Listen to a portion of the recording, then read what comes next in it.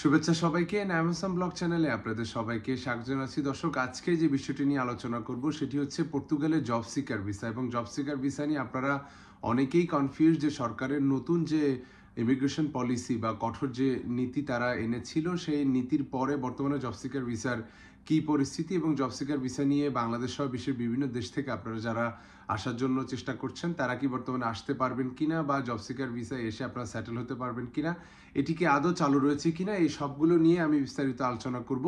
আপনারা যারা আমার এই চ্যানেলটিতে নতুন, অবশ্যই আমার চ্যানেলটি সাবস্ক্রাইব করে চ্যানেলটির পাশে থাকবেন আর সম্পূর্ণ ভিডিওটি দেখবেন, যাতে করে পর্তুগাল নিয়ে বিশেষ করে জব সিকার ভিসা আসার ক্ষেত্রে আপনারা ভালো একটি সিদ্ধান্ত গ্রহণ করতে পারেন। শুরুতে বলবো যে দর্শক, পর্তুগালের সরকার 3 জুন একটি হঠাৎ করে একটি ঘোষণা দেয় যে পর্তুগালে এখন থেকে আর যেভাবে আসলে বৈধভাবে বা অবৈধভাবে যেভাবে প্রবেশ করুক না কেন, সহজ সত্ত্বে যে অভিবাসনের সুযোগটি ছিল সেটি তারা বন্ধ করে দেয় হঠাৎ করে। এবং বন্ধ করে দেওয়ার ফলে তারা নতুন 3টি উপায় ঘোষণা করে, যে 3টি উপায়ের মাধ্যমে পর্তুগালে মানুষজন এসে সেটেল হতে পারবে, এবং 3টি উপায় খোলা রেখে বাকি সবগুলোই তারা বন্ধ করে দেওয়ার ঘোষণা দেয়।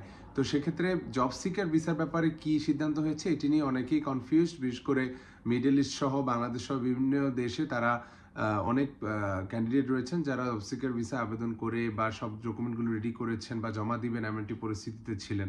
তো এটি আপনাদেরকে সরাসরি আমি আজকে বলবো যে জব সিকার ভিসাটি আসলে বন্ধ হয়ে গেছে, এবং জব সিকার ভিসাটি বন্ধ হয়ে যাওয়ার একমাত্র সেটি আপনি সরকারের যে কমেন্ট সেটিতে আপনি ক্লিয়ার হয়ে যাবেন। তারা বলছে এখন থেকে আর কোনো কোনো ধরনের যে জব কন্ট্রাক্ট, নিশ্চিত জব কন্ট্রাক্ট এবং ওয়ার্ক পারমিট ছাড়া কিন্তু কেউ আর পর্তুগালে এসে স্থায়ী হতে পারবে না। সেক্ষেত্রে জব সিকার ভিসার ক্ষেত্রে কিন্তু অবশ্যই কোনো ধরনের কন্ট্রাক্ট বা কোনো কিছু প্রয়োজন হয় না, শুধুমাত্র জব সার্চের পারপাসে কিন্তু পর্তুগালে চলে যাওয়া যেত। তো সরকার এটিকে খুব ক্লিয়ারলি বলেছে যে এই উপায়ে এখন আর কেউ আসতে পারবে না। আসতে হলে অবশ্যই সেই ক্যান্ডিডেটকে পর্তুগালের জব সিকার ভিসা আবেদনের যে সুযোগটি সেটি আর থাকবে না, বরং যে ক্যান্ডিডেট আসতে চাইবে তাদের অবশ্যই একটি জব কন্ট্রাক্ট থাকতে হবে। তো এটির দ্বারা প্রমাণ হয় যে আসলে জব সিকার ভিসার যে প্রক্রিয়াটি ছিল সেটি এখন থেকে বন্ধ হয়ে গেছে। এবং আপনারা অবশ্যই সামনের সময়টাতে সেটি বুঝতে পারবেন যখন আপনারা নিকটস্থ যে পর্তুগিজ দূতাবাস রয়েছে অথবা কনসুলেট রয়েছে বা বিএফএসে যেভাবেই যে জমা দিয়ে থাকেন না কেন, আপনারা এই ব্যাপারগুলো খুব শীঘ্রই বুঝতে পারবেন। অনেক দালাল এবং অনেক ধরনের যারা ইমিগ্রেন্টদেরকে নিয়ে ব্যবসা বাণিজ্য করে তারা অনেকেই এখনো পর্যন্ত টাকা পয়সা নিচ্ছেন জব সিকার ভিসা। আমি আগেও বলেছি কোনো টাকা পয়সা লাগে না, তারপরও তারা দালালদেরকে টাকা পয়সা দিয়ে এ ধরনের প্রসেসগুলো করিয়েছেন বা এখনও দালালরা তাদের থেকে টাকা নিচ্ছেন।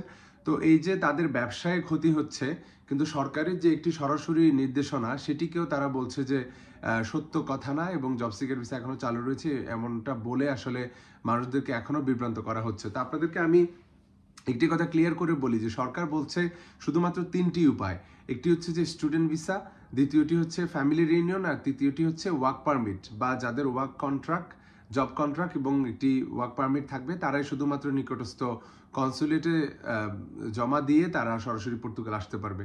তো এই 3টি উপায়ের বাইরে কিন্তু আর জব কন্ট্রাক্ট ছাড়া সরাসরি কেউ আর আসতে পারবে না, এটি তারা সরাসরি বারবার করে গভর্নমেন্ট এটি বলছে। তো এবং এটি একটি জিনিসকেই কেন্দ্র করে বলা হচ্ছে, সেটি হচ্ছে জব সিকারের মাধ্যমে যেভাবে আসলে জব কন্ট্রাক্ট ছাড়া সরাসরি পর্তুগালে চলে আসা যেত, এসে জব খোঁজা যেত, সেটি আর তারা রাখছে না সুযোগটি।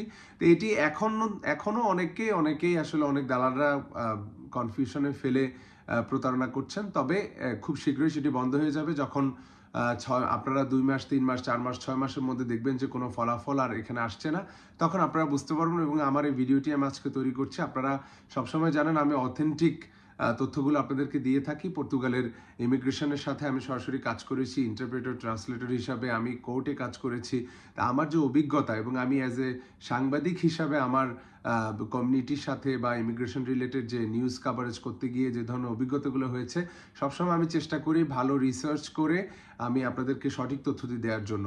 তারপরে আপনারা অনেকভাবেই আসলে দালালদের দ্বারা প্রতারিত হন, আপনারা সেই তথ্যগুলো কি বিশ্বাস করেন, তবে এটা আপনাদের নিজেদের সিদ্ধান্ত। তবে আমি বলবো, আপনাদের যদি এখনো পর্যন্ত কোনো কনফিউশন থাকে, আপনারা নিকটস্থ পর্তুগিজ কনসুলেটে এবং অ্যাম্বাসিতে আপনারা যোগাযোগ করবেন এবং সরাসরি তাদের ইন্টারন্যাশনালি তাদের অনেক জায়গায় ইমেল দেয়া থাকে ফরেন মিনিস্ট্রি বা এই ধরনের বিষয়গুলো সম্পর্কে জানার জন্য, সেগুলোতে আপনারা ইমেল করেও বিস্তারিত জানতে পারবেন। তবে আমি আপনাদেরকে বলছি, সরকার এখন থেকে চাচ্ছে না যে জব সিকার ভিসা আর কোনো ধরনের মানুষ নিয়ে পর্তুগালে আসুক, সেই সুযোগটি তারা রাখেনি, এবং তারা যাদের শুধুমাত্র জব কন্ট্রাক্ট রয়েছে তারা শুধু আসতে পারবে, এবং এটির মাধ্যমেই সরকার আসলে বোঝাতে চাচ্ছে যে আর এইভাবে আসলে কোনো ধরনের জব কন্ট্রাক্ট ছাড়া কেউ আর জব সিকার ভিসা নিয়ে পর্তুগাল আসতে পারবে না।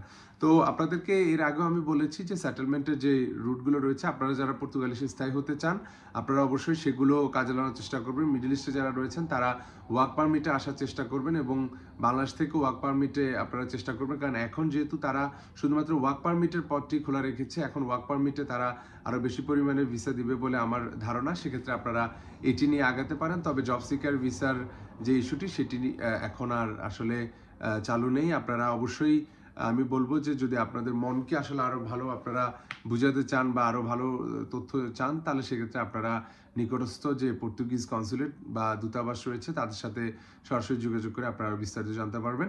তো আপনাদেরকে আমি বিস্তারিত এই বিষয়ে জানানোর চেষ্টা করলাম, আশা করছি আপনাদের এটি উপকারে আসবে। আপনারা অবশ্যই আমার চ্যানেলটি সাবস্ক্রাইব করে এই চ্যানেলটির সাথে থাকবেন, আর নতুন কোনো তথ্য জানা থাকলে অবশ্যই কমেন্টে লিখে জানাবেন। নতুন কোনো ভিডিও নিয়ে আপনাদের সামনে আবার হাজির হব। সে পর্যন্ত সবাই ভালো থাকবেন, সুস্থ থাকবেন। ধন্যবাদ সবাইকে।